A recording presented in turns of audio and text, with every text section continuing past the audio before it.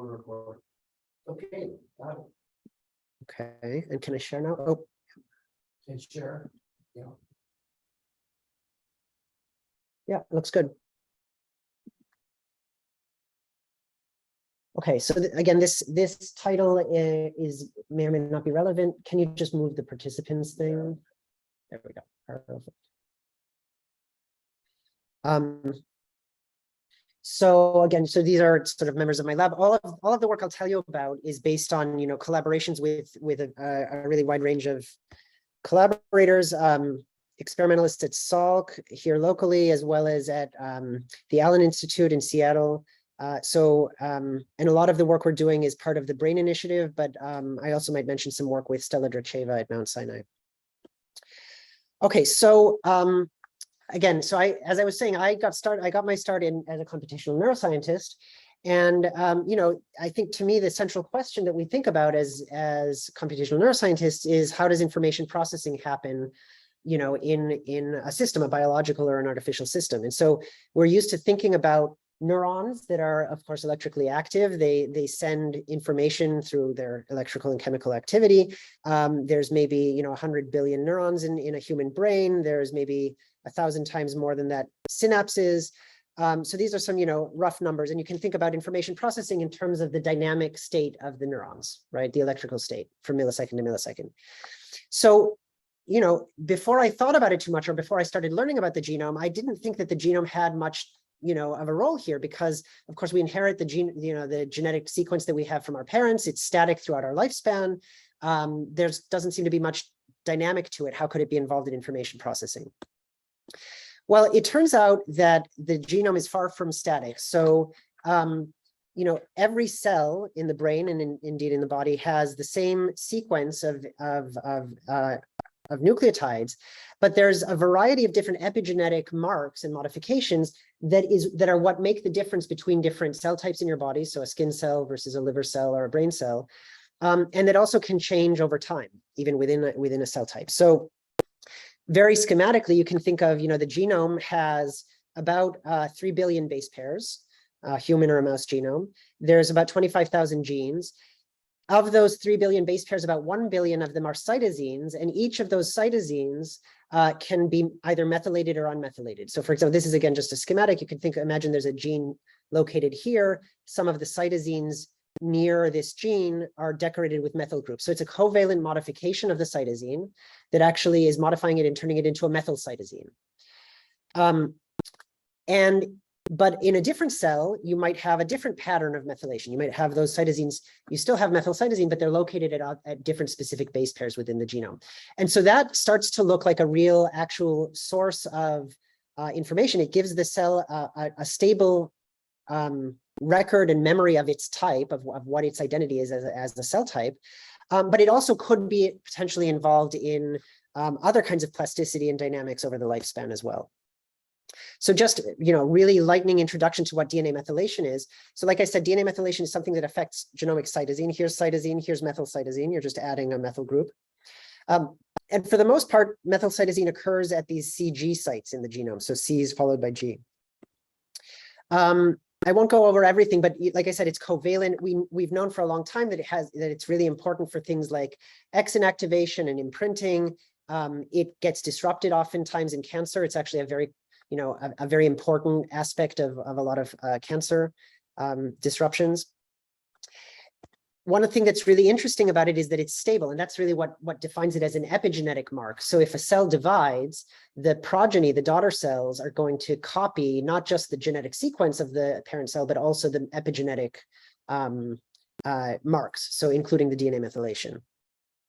And in fact, to some extent, and there's a lot of controversy about this, I might mention it a little bit, some epigenetic information can be inherited transgenerationally as well, although it's obviously relatively limited because it's going through the bottleneck of just, a single cell. At the same time that it is stable, it's also reversible. So there are enzymes that are responsible for methylating and demethylating cytosines. And so because of this, there's a regulated process that can both write and erase methyl marks. And so that makes it start to look like a potential substrate for information. And there are reports in neurons that there can be impacts of activity. So you can induce neural activity, and that can change the methylation pattern.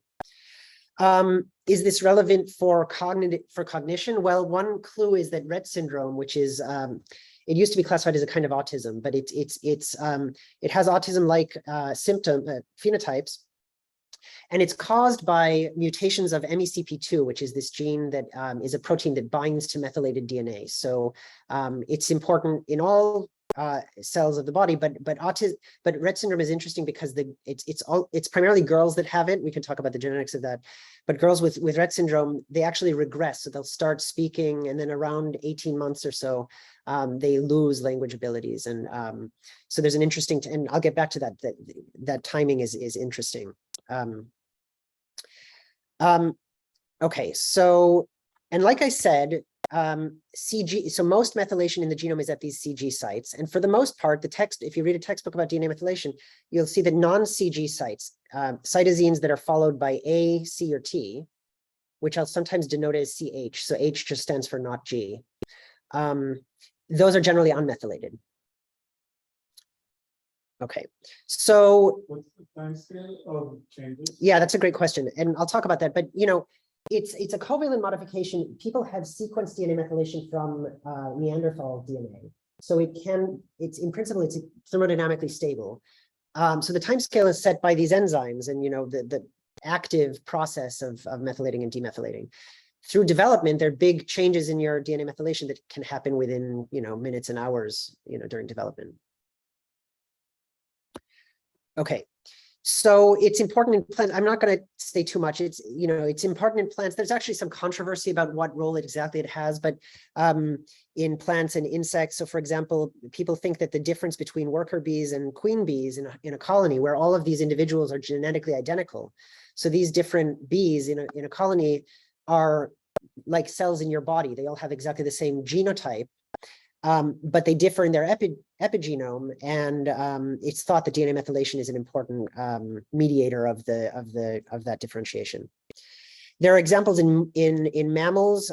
This gene agouti controls coat color and obesity, and so I don't know if any of you read Siddhartha Mukherjee's book. I think it was called The Gene a few years ago. So one of the chapters was published here in the New Yorker, and this is a picture that they used to illustrate it. So this is a picture of his mother and his mother's identical twin sister, monozygotic twin sister. So, they are also genetically identical, but they differ in a cognitive phenotype. Namely, his aunt has schizophrenia and his mother does not. So schizophrenia is highly heritable, but clearly there are environmental impacts on it too.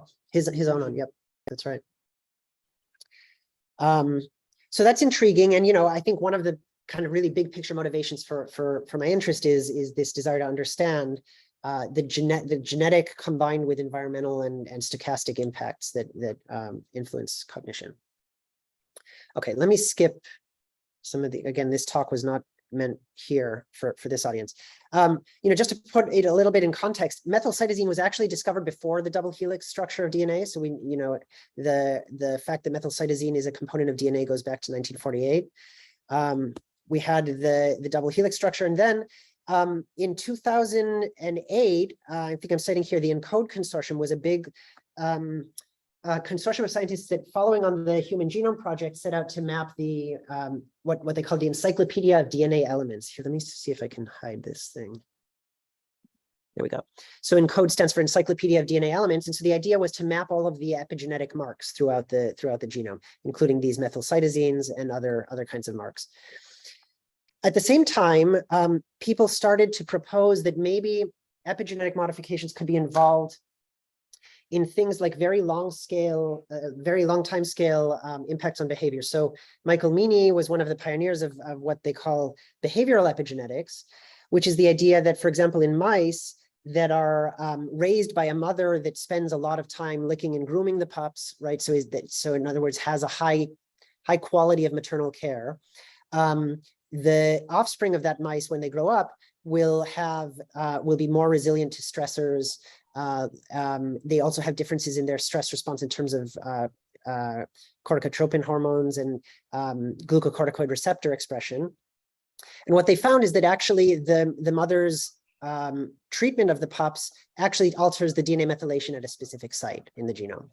Now, at that time, you know, their techniques involved basically looking at just one out of these billion cytosines in the genome, or, you know, a few, looking at a handful of locations. So, you know, what we're really interested in is yeah. Yes, that's right. So this 2018 study is from Rusty's lab. I think Bedrosian was the first author, and it was a study in Science where they showed they used the same behavior, the same, you know, basically you take just mice. I can't remember right now if it was mice or rats, but there's kind of a bell curve in terms of how much they invest in maternal care in the first week. So you take the two ends of the spectrum, and they found, again, some differences in their case, they were interested in line 1 expression. So it was a transposable element, but they also related that to DNA methylation as well. Okay. Eran, Yes. can I ask a question? So Yeah. Sorry, this is a very basic question. So about epigenetics, is methylation all there is to epigenetics, or is this like just one part of like? Yeah. Never knew what. That's a great question. Yeah. That's a great question. I don't think I have my slide about that, but maybe I can unskip it. Let's see.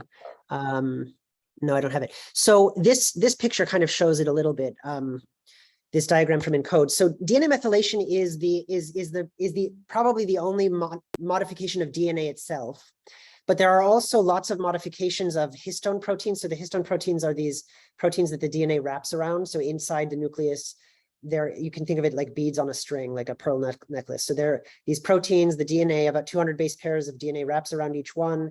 And those proteins can get modified as well by hundreds of different covalent modifications. There's literally that's a big field of trying to understand those histone modifications. And then the third major type of epigenetic thing people talk about is actually the three-dimensional configuration of the DNA in the nucleus. So you can imagine there's some parts of the DNA that are tightly coiled, and so those parts are more inactivated, and other genes that are activated.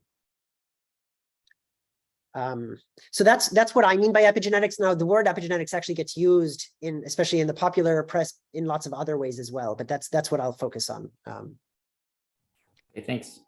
Yep. How uniform are the histone modifications in like different cells? They're not uniform. They're very different. So, and I'll probably show you some examples of that, but it's very cell type specific. So let's see. So let me think about what,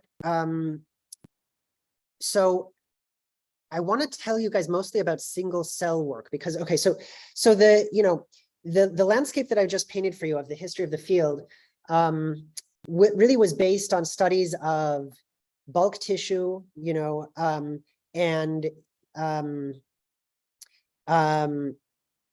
really a bulk tissue. And also, like I said, with the Meany study and also with the Rusty Gage study, those are studies that focused on tiny pieces of the genome, just specific candidate genes or candidate loci. So we're interested in really looking at data that comes from the whole genome and that comes from individual cells, because if we can do that, we can unmix the smoothie. So let me just skip to the single cell part because I think that'll be most interesting. So this is a metaphor that I think is due to Aviv Regev, some of you might know. The idea is that most of molecular biology work has been based on smoothies. In other words, you take a piece of tissue, you grind up, you extract the DNA. It's now a mixture of molecules from lots of different cells, especially in the brain. There are dozens of cell types in any one area. And so what you're looking at is some average over all of them. With single cell techniques that have really kind of proliferated in the last 5-8 years, we can look at it more like a fruit salad and actually appreciate the individual differences between cells. So I'll show you an example. I mean, for you guys, it may not be so relevant. This is the protocol for doing single cell DNA methylation sequencing, developed by Joe Ecker at Salk with Marga Behrens.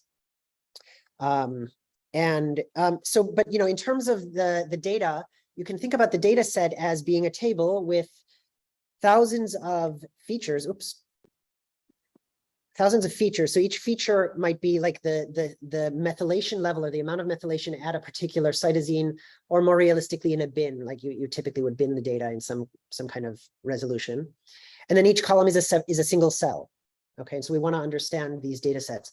Now, some of you might have, there's most of the single cell work that's out there that you guys might be familiar with is single cell RNA sequencing. Have any of you guys followed the single cell RNA literature at all? So if you've seen any of those studies, this will look familiar. In single cell RNA sequencing, instead of measuring DNA methylation in single cells, you're measuring the gene expression level of 20,000 genes.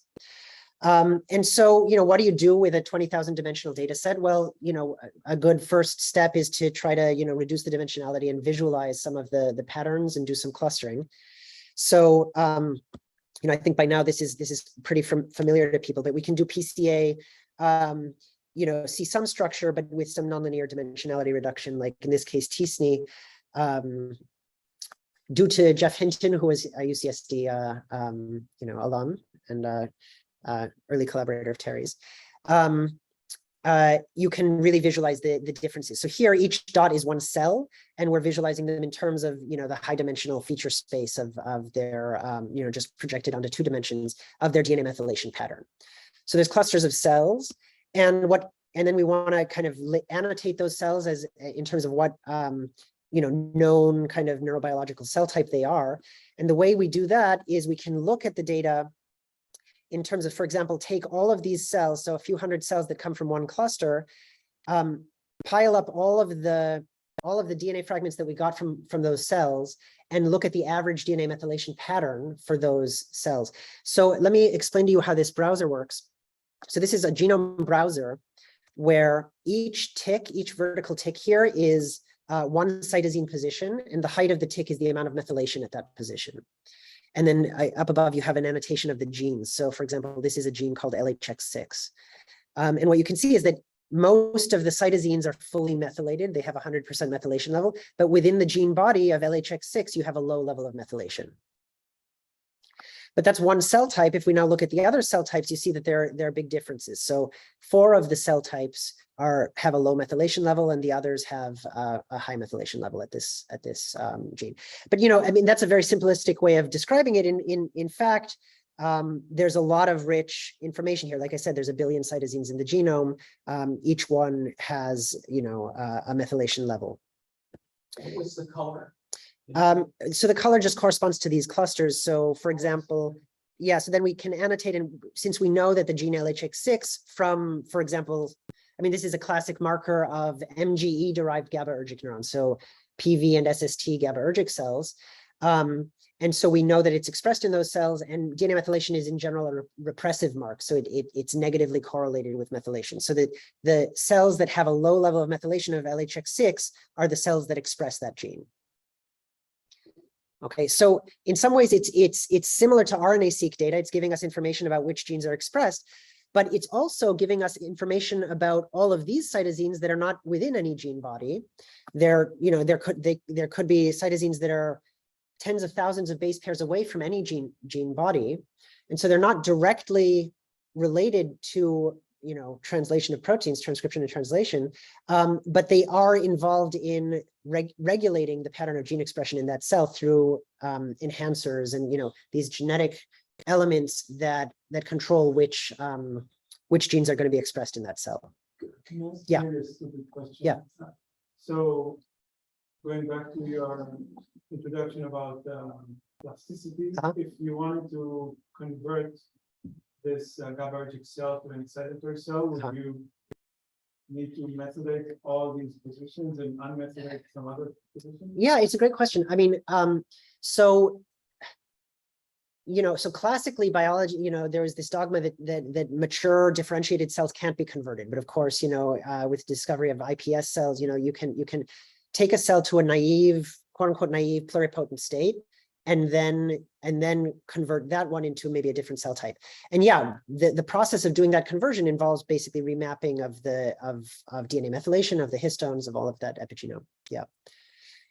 And the chances of that happening just by random mutation are 0. Right. Because the number of cytosines that are one way of answering that question is if we look at different individuals. If I look at samples from 2 different mice or 2 different human, postmortem brain samples, the pattern of methylation at these MGE-derived neurons is going to be very, very highly correlated. and much more correlated between individuals than it would be with a different cell type from the same individual. So that tells you that it's extremely conserved and regulated.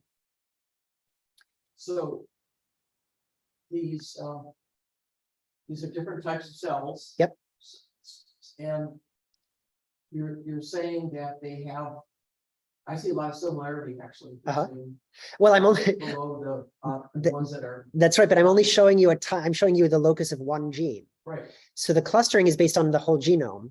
And so each of these, so to draw these distinctions, to cut clusters here, we require that there are statistically significant differences somewhere in the genome between any pair of cell Oh, I types. see. So the cluster comes from looking at all the genes. Yes, Okay. exactly. Yep. So the whole clustering algorithm.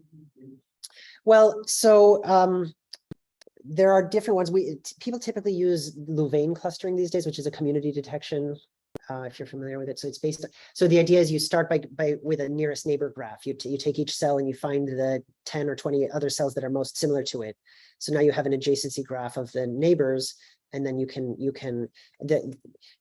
these community detection algorithms are actually the only clustering algorithms that I know of that really scale to hundreds of thousands or millions of cells, which is the scale that we need. One thing you might be asking yourself is, and maybe I'll say a little bit about this. I think actually for this credit, maybe I'll talk about this. Of course, the clustering is a description of these data. It looks pretty plausible based on what I'm showing you here, but of course it's not totally objective. There's some arbitrariness in exactly where you cut the clusters, and so hold that thought, and we'll come back to it in a little bit. So this is just some more details showing how, now if you look across 30 or so marker genes, and then the columns here are different cell types, you see that each cell type has a unique pattern across at least some of the genes. And then we can also predict other genes that weren't necessarily known to be markers of those cell types. Are you looking here at CG or CH? Oh, good question. Yeah, I skipped that. So here I happen to be looking at CH methylation. So one thing that Terry knows well that is that, when we started doing this work, one of the first observations was that neurons are special in having a lot of non-CG methylation. And that's really unique in terms of there's no other cell types. The only other cell type that's a little bit similar is embryonic stem cells. But there's no other differentiated cells in mammals that seem to have non-CG methylation. So, yeah. Okay. So I want to tell you about I think I have time to tell you two little stories. So the first is, as I mentioned, about 5 years ago, we got involved with this Brain Initiative consortium. So it's called the Brain Initiative Cell Census Network, or the BICCN. And the idea was that different groups were going to generate different kinds of single cell sequencing data. So let's see if that works. So they were going to generate, 10x snRNA. So this means single nucleus RNA sequencing. So they're sequencing the RNA from cells, different platforms, different kinds of particular ways of measuring RNA. SNA-TAC-seq is a way of measuring the three-dimensional chromatin, what I mentioned earlier. And then methylation sequencing, SNMC. So that's single nucleus methylcytosine sequencing. And so the idea was to try to build an atlas or a census of cell types that combines all of these kind of modalities, all of these types of information into a unified picture of what are the cell types. And we started out with one brain region as kind of a test case, which was the motor cortex. The idea being that motor cortex is something that you find it's very conserved across mammal species. Mice and humans both have motor cortices that largely have the same function. And this is just kind of an overview of the type of data. So there were, I believe, 8 or 9 data sets that went into this analysis. Again, most of them were different kinds of RNA sequencing.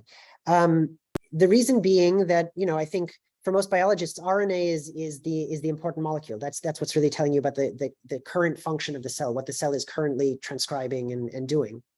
And also, it's a lot cheaper than measuring methylation because there's only about 2% of the genome is actually transcribed. So on the y-axis here is the number of unique molecules or reads. By the way, the Yeah. 2%, does that include RNA genes? Non-coding RNAs? Yeah. Yeah, so it's maybe 4% if you include the non-coding Okay. genes. Yeah, it's something like that. so on the y-axis here is the number of molecules that you get per cell. So with methylation sequencing, you're getting, millions, a couple million of molecules per cell.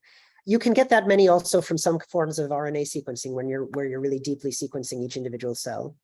But the trade-off is, again, partly because of the expense, that sequencing is expensive, and so you can't afford to do hundreds of thousands of cells in that way. So in this case, the DNA methylation data came from about 10,000 cells, whereas very high throughput droplet-based RNA can sequence, hundreds of thousands or millions of cells, but it gives you less information per cell. So it's kind of an interesting complementarity where these different modalities give you kind of different levels of resolution, different types of resolution. So we can, do this trick of embedding, in UMAP space or t-SNE space, either the RNA data or the methylation data or the chromatin data, which again is another type of epigenetic measurement.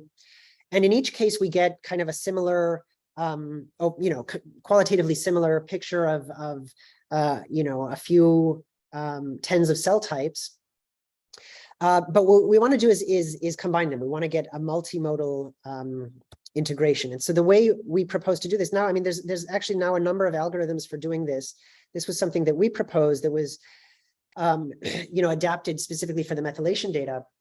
So the idea is you think about it as a missing data problem. So you can think of your data matrix as, well, I have measurements of all of the RNA features for some cells, for the cells that came from the RNA data set. Then I have other cells for which I've measured the methylation, but I'm missing the information about what their RNA was. And for the cells that I measured the attack-seq, I have this piece of the data matrix, but I'm missing the other pieces. And so the idea is we need some way of imputing or filling in the missing blocks of this matrix so that we can then analyze them together and cluster them together. Each of these blocks represents different mice. Yeah, in principle, they could be from different mice. So how similar are different? They're very similar. So, in this project, since it was a coordinated brain initiative thing, we all, coordinated using the same strain of mice, the same age. So they're as similar as possible for two individuals. So I would say at the level of the cell types that we're interested in, if you take motor cortex and divide it into, let's say, anywhere from 50 to 100 cell types, those are all going to be highly consistent and conserved across individuals. So any kind of one of the things I'm interested in, we're looking at individual differences, but that's a very small percentage of the cell type differences.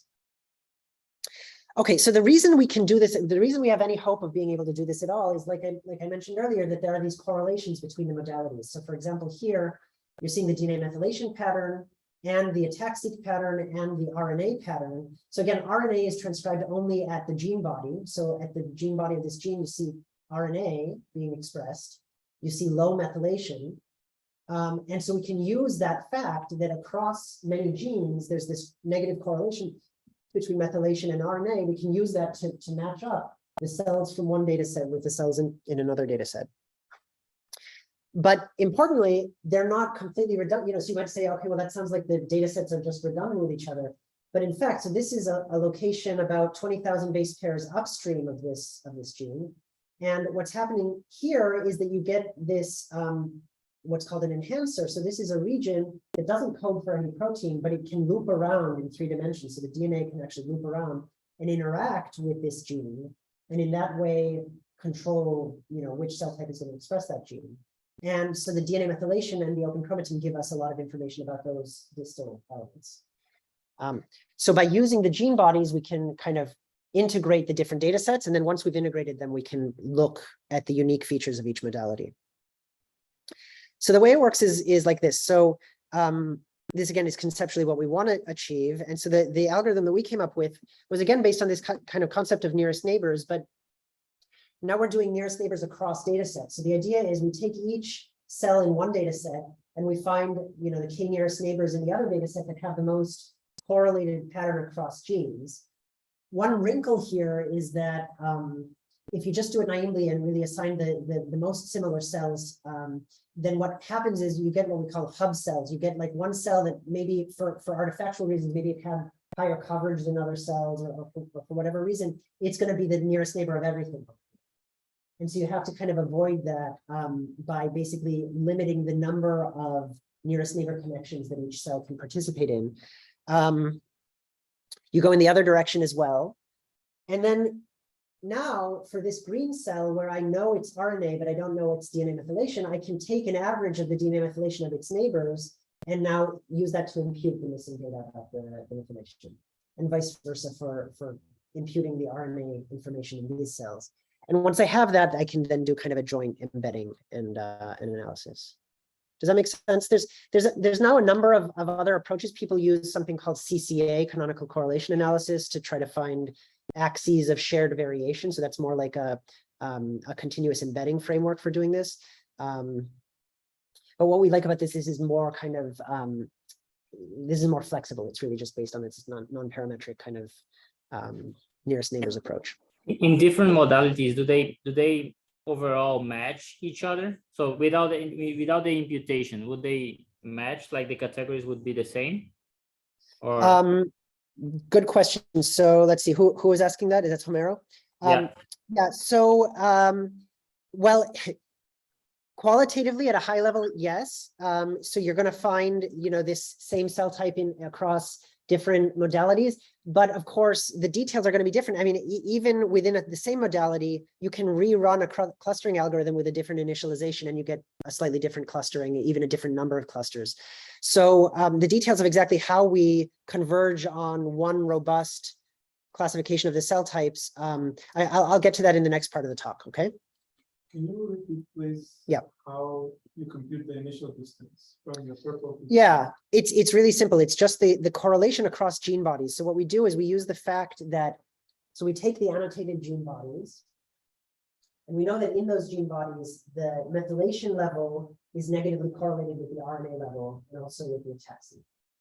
Overall, it's not true for every gene, but across 20,000 genes, it's enough to give us the nearest neighbors. And all we really need is to be able to find the nearest neighbors. Are you doing n-squared comparisons? Yes, for finding the nearest neighbors, you're doing n-squared. There are, we actually use algorithms from like Facebook and stuff that speed up the nearest neighbor.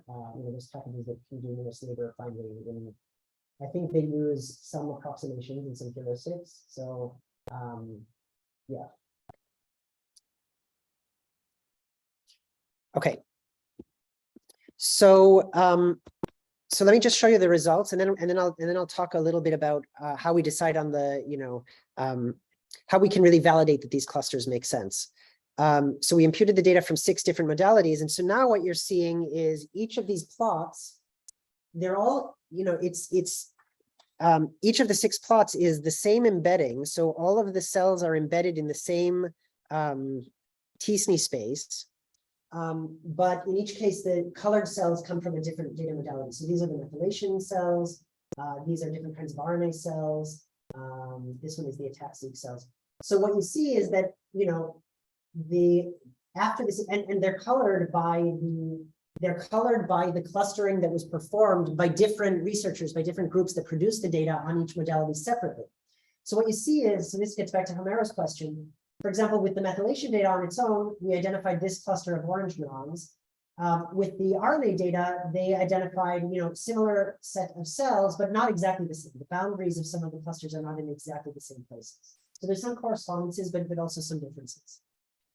And then we can do a kind of joint clustering and start to analyze the pattern across these cell types. But I want to let me jump now. Where's my mouse? There we go. Okay, so rather than talking more about motor cortex, I want to just in the last few minutes say something about this conceptual question, which is, how do we know that our clusters are real, are biologically real? So you guys may have heard of the phrase lumpers versus splitters. Do you guys, does that come up? So apparently Darwin wrote about lumpers and splitters in the context of, classifying species. He said, I think the quote is like, it's good to have hair splitters and lumpers or something like that. So in the context of cell types, what this means is, somebody who's a splitter, of which, so you can think about this mapping onto the biologist physicist axis as well, right? So biologists tend to be very interested in the particularities and the differences between things. So- Wait, just before Yeah. you jump into Yeah. this philosophical. Yeah. debate, so both sides assume that it's binary, Uh-huh. looking for categories. Right. Logical binary categories, Right. but there's a lot of cases where Yeah. it's continuous. Absolutely, including in brain cell types. So absolutely. So we think, yeah, I think one thing, I won't talk about it, but we think there are gradients of various kinds. Like one example is in the hippocampus, you have a dorsal ventral gradient. And there are molecular differences between CA1 pyramidal cells in the dorsal versus the ventral hippocampus that are really big differences. I mean, there's a lot of gene expression differences, but they're, a neuroscientist would generally consider them the same cell type.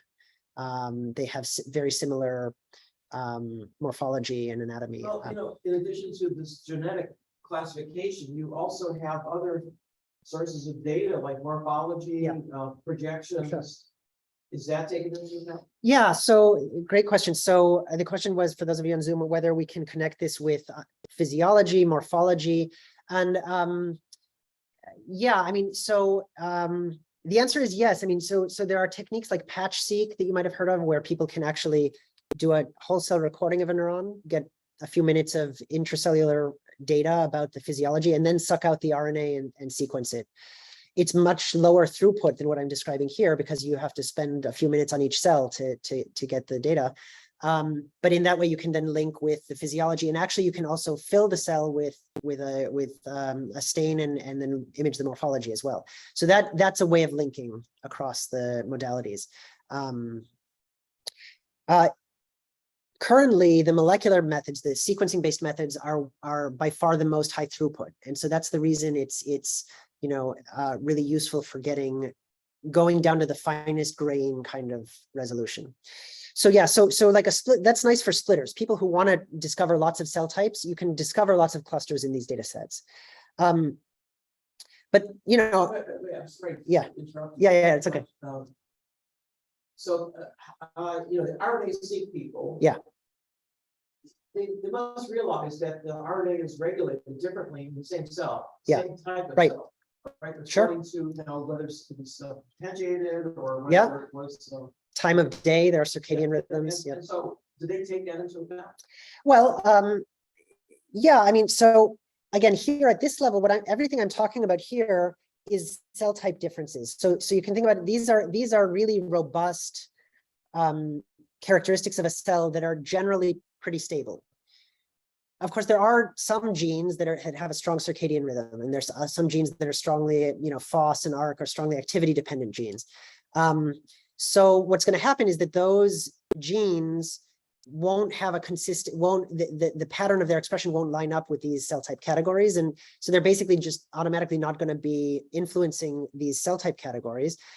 But certainly, that's something that you can take advantage of to study those differences. We have a project in our lab with a collaborator looking at circadian rhythms. And so they collect mice at different times of day, and then we can start to look at those differences. But, those in general, those types of changes, dynamic changes in RNA expression are much smaller than these cell type differences. Really, the cell type, the difference between two cell types is really robust, is bigger. Okay, so then, but on the other hand, lumpers might say, maybe you're just giving me clusters that aren't really meaningful. You're just overfitting the noise in the data, for example. So is there biological meaning to these cell types? Is there a statistical meaning to these cell types? Meaning, now that's what I want to talk about a little bit, because it's a little bit subtle to define what you mean by statistically reproducible clusters, because of course clustering is an unsupervised analysis. You're just kind of drawing boundaries around cells, so there's no ground truth labels to the data, so we can't do a kind of conventional kind of cross-validation. So to give you an example here with some real data, my student Feng Ming just showed that you could cut the dendrogram of the cells in different levels and kind of group the cells on any part of the spectrum from lumper to splitter. Okay, so as part of Feng Ming's thesis, the technique that he proposed to try to do some kind of cross-validation is as follows. So the idea is we can take our data set, which consists of a few thousand cells and a few thousand genes, and we can split it, but we have to split it in two ways. So we first of all split the features, split the genes in some way, and use part of the genes, maybe half the genes, to do an initial clustering of the cells. So we assign all of the cells to clusters based on half the genes. Then we can take this part of the data over here and train a classifier to predict what the cell type label of a cell is based on its based on these genes, on the held out genes, right? So using the gene features over here, we can train that classifier. And finally, we now have these remaining cells that have these remaining data points that haven't been used, where we can measure the goodness of fit. We can measure how well do our clusters predict the gene expression there, the gene expression or the DNA methylation or whatever feature you want. So this is, again, just a schematic of that procedure. So what you can get with that, if you apply it to RNA sequencing data, is you can run, I mentioned you use like Louvain clustering or Leiden clustering, which has a resolution parameter. By varying the resolution parameter, you can get any number of clusters you want, from 10 to over 1,000. In black is the training error. In other words, this is basically just a measure of how tight the clusters are. And so sort of by definition, the more clusters you divide the data into, the smaller that error is going to get. But in red is this kind of cross-validated test set error, which allows us to define a minimum. Now, of course, the minimum here is fairly shallow, right? In other words, there's not, based on these data, we can't say there are exactly 64 cell types, but we can give a plausible range. We can give a kind of a range, and we can say that if you're dividing the data into over 100 or 200 cell types, you're probably going beyond what's supported by the data. Okay. And this is showing that same kind of analysis then applied across different data sets and modalities.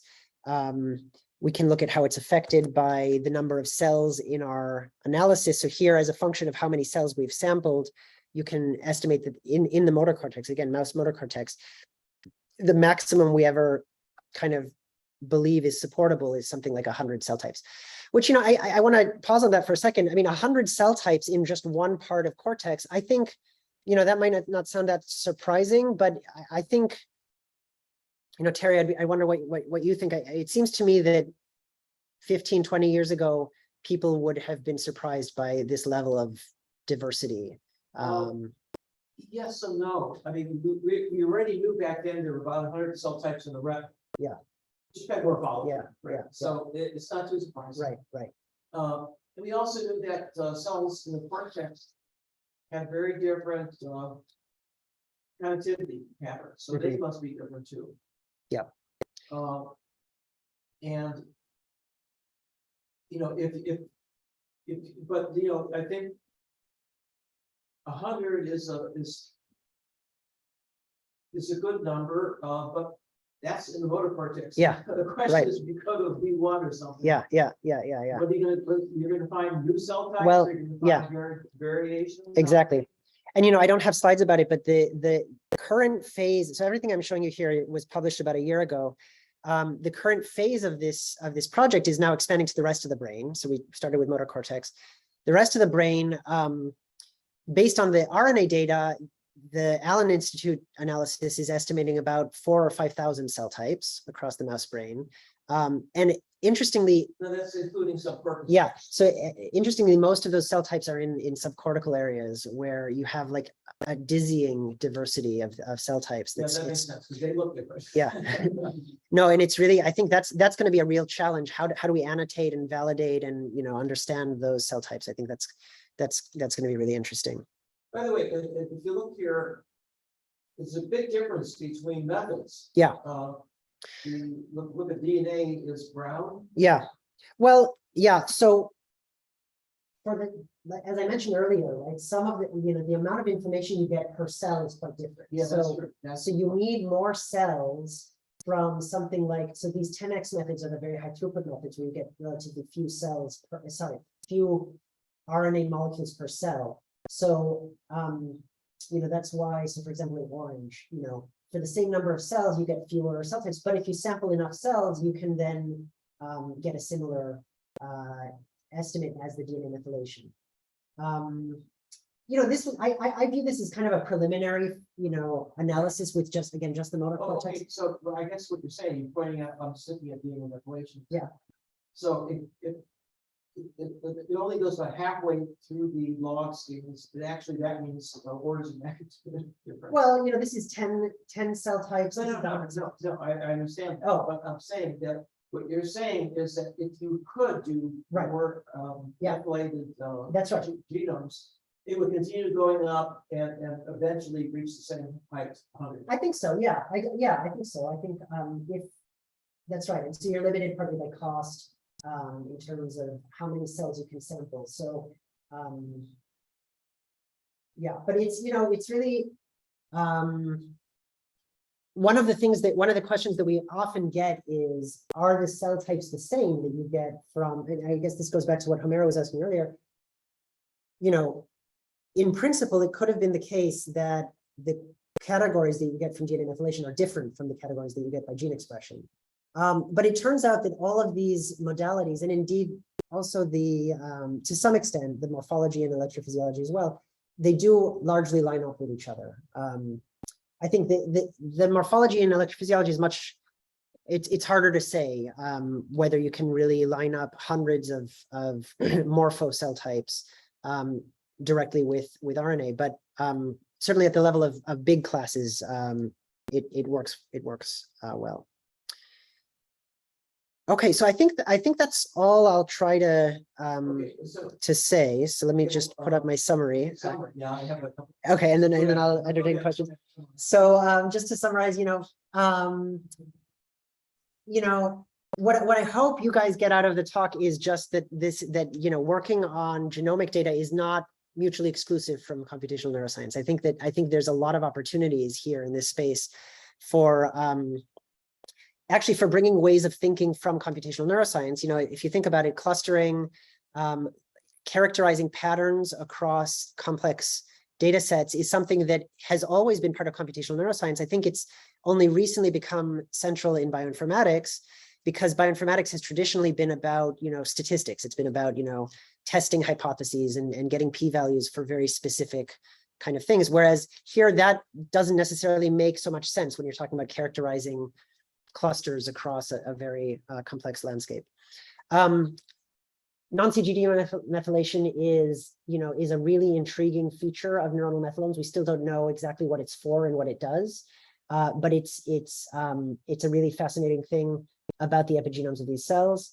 Have you found any exceptions? Any neurons That don't have non-CG methylation? Yeah, it's interesting. So different types of neurons have very different levels of non-CG methylation, but all neurons that we've looked at, maybe with the exception of, so one of the lowest is like dentate granule cells seem to have low, but even dentate granule cells, it's way higher than any other cell type, even higher than glia. Glia is like a distant second. It's the ground truth there. Yeah. But what about horizontal cells? Do they have some glial-like characteristics? I think they say with G. In the retina, you mean? In the retina, horizontal cells. In the retina. Oh, you don't do horizontal. I'm trying to think if we ever looked at like retinal. I mean, we had a project with Jeremy Nathan's lab, you may remember, where we looked at retina, but it was not single cells. So it was I believe it was just neurons sorted from retina. And so the vast majority, I think, were photoreceptors. So I'm not aware of anybody having looked at horizontal So I cells. guess there are going to be some exceptions. The cells that probably evolved from those cells and became neurons. Well, so one thing about non-CG methylation, and this gets a little bit technical, but so it turns out one of the reasons there's not non-CG methylation is that there's a special thing about CG methylation, because CG is a palindromic sequence, right? If you have a CG on one side, you also have a CG on the other side. And so what that means is that during cell division, the two strands of DNA separate, you end up, you fill in the new, you synthesize a new strand. The new strand is going to be synthesized with unmethylated cytosine. So now you have what's called a penimethylated site on each of the daughter strands. And there's an enzyme, a DNA methyltransferase, that comes in and recognizes those hemimethylated sites and methylates the other one. And so that's the mechanism for copying the DNA information.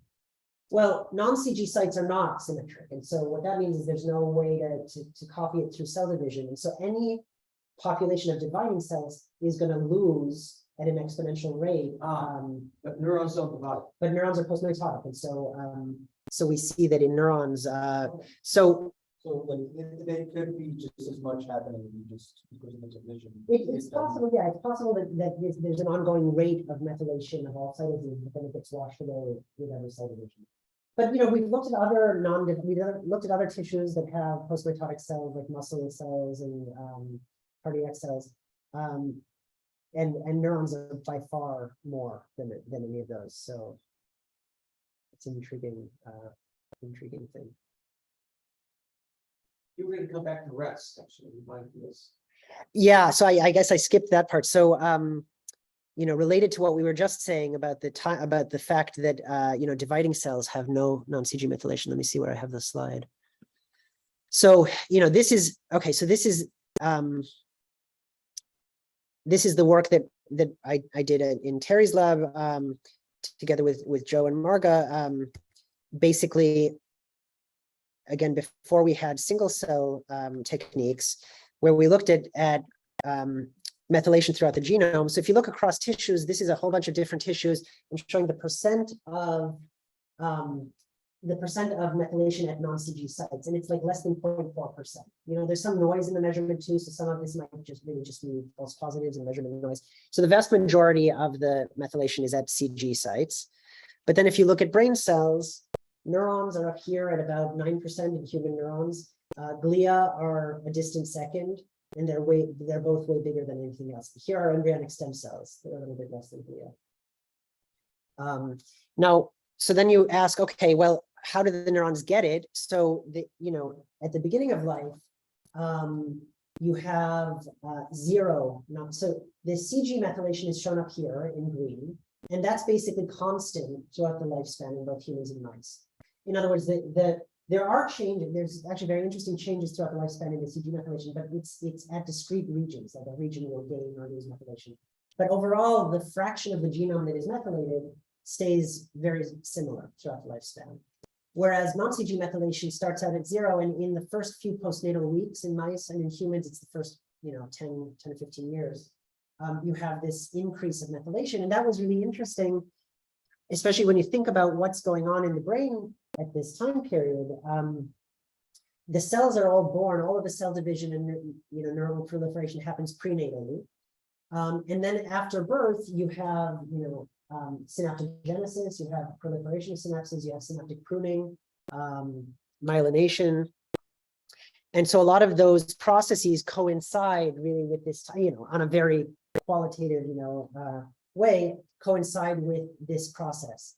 Now, as I mentioned, this timing also really matches to some extent the timing of the onset of symptoms in Rett syndrome. So that's one reason that, so Huda Zogby, who's the discoverer of MECP2 being responsible for Rett syndrome, has done some work on, showing whether it could be that MECP2 binding to non-CG sites is actually an important thing for the onset of these symptoms in Rett's. Yeah, so I think that's what I wanted to say about Rett syndrome.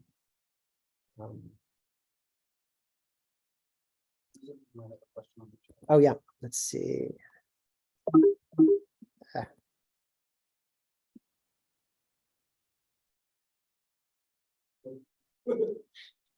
Okay, thank you. I guess we're over time. Any last questions or?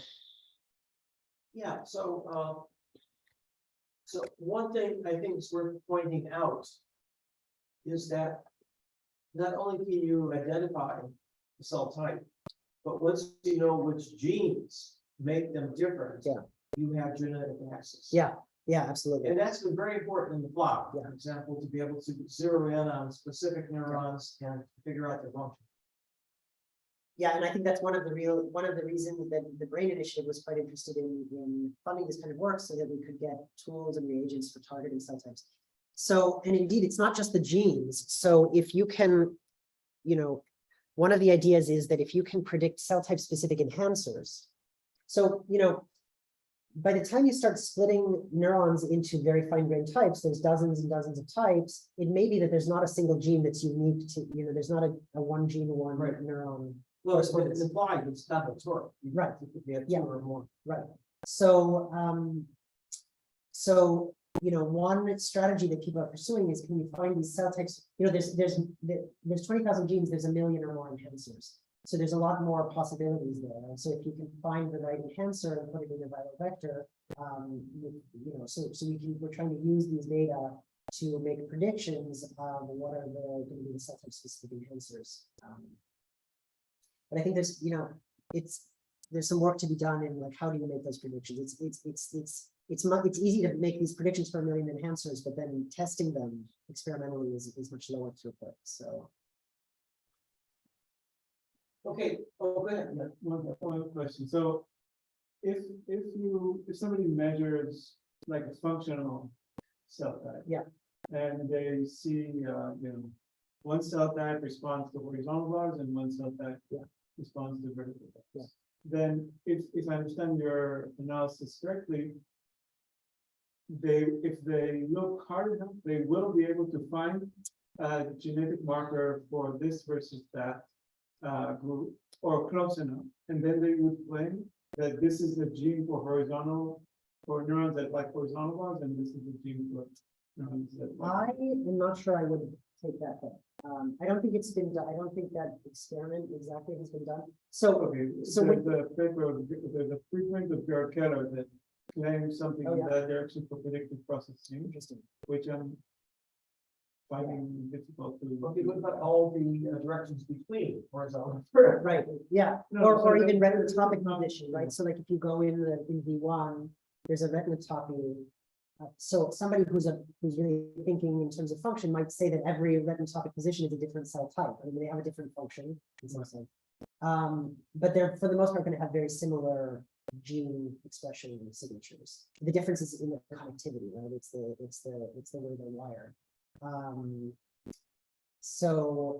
But I think to answer that question, you would have to do the experiment. You have to, there's a guy who came to UCSD recently, Scott Sternson. I don't know if interacted with him. He's doing experiments along those lines where they first do calcium imaging on a bunch of cells, and then they stay in the tissue and they can't measure all the genes, but they can measure like 20 genes or something like that and try to infer the cell type from that. So that's one way of trying to get at it. But my prediction would be that if you have two different layer 2-3 excitatory neurons that differ only in terms of their tuning, their direction tuning, I would predict there's not going to be really gene expression differences necessarily between them. But Yeah, we should talk more. Yeah.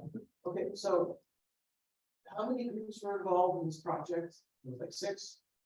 well, there were like 8 data sets, but so in terms of the data producers, there were about 3 or 4 big grants, but each of those grants involved multiple collaborators. Okay, say 4 big labs. Yeah. You were one of them. Yeah.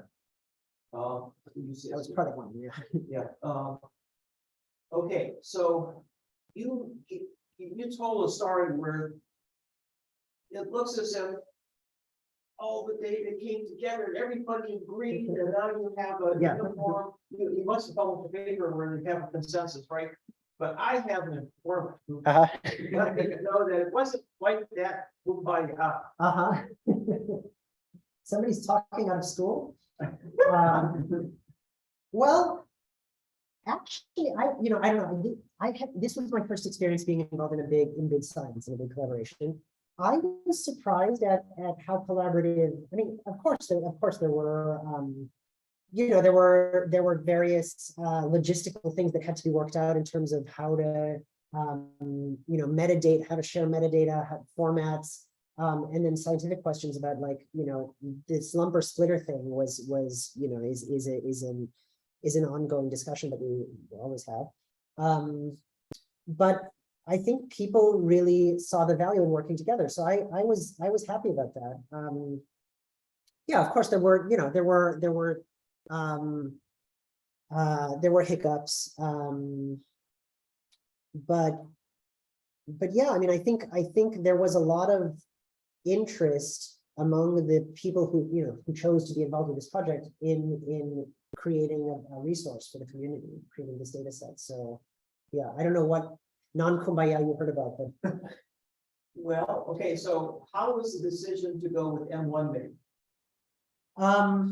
well, okay, so this is you know, my understanding of it is that, you know, I think the NIH basically, when they funded all of these grants, basically different groups submitted proposals that were not coordinated with each other. And so the NIH wanted to make sure that the different groups would, you know, coordinate and produce data that was interoperable and stuff. And so they said, okay, we want you to do a pilot project. We want you to choose a brain region. So I think the idea for choosing a brain region came from the program officer. I think that, you know, I don't know how exactly M1, I mean, I gave you the kind of scientific rationale that we came up with post hoc in terms of it's a conserved region. It also has certain interesting features relative to other parts of cortex, like people say it doesn't have a layer 4, so we could test those ideas. I think part of it was also probably that the Allen Institute had already done some sequencing in that region, but yeah. Would you have chosen a different region? I mean, Well, B1 would have been my Yeah. choice. well, I mean, look, ultimately we've done the whole brain, so Yeah, no, eventually, but Yeah.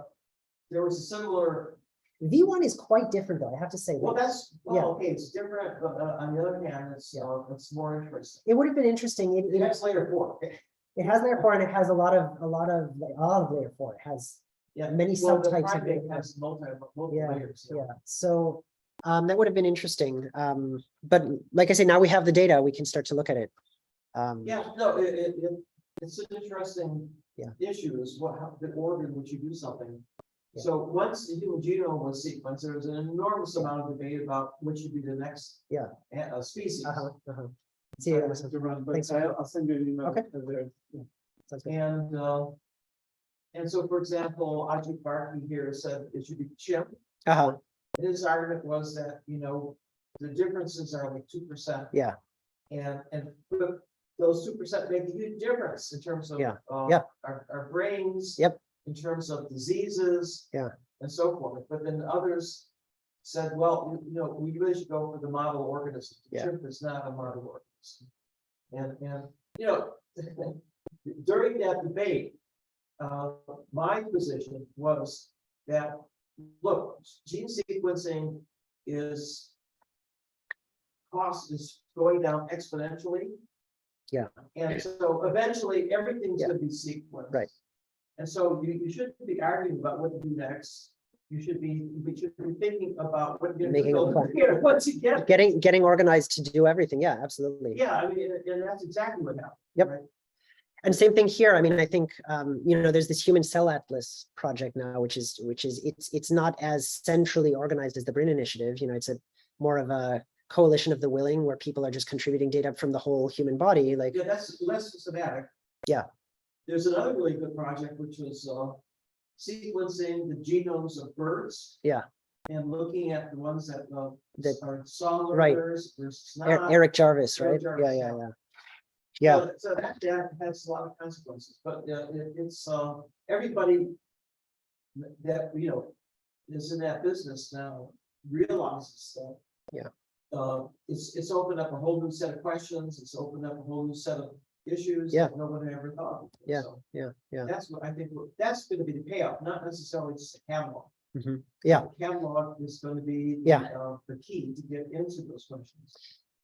Yeah, because once you know the landscape of, like, you have some kind of basic, like, it's just like the Human Genome Project. Once you had a reference annotation of somebody's genome, now you can start to look at variants, and you can start to look at diseases, and you can start to look at, you know, you have something to map to. Right. And so this is now similarly something you can map to.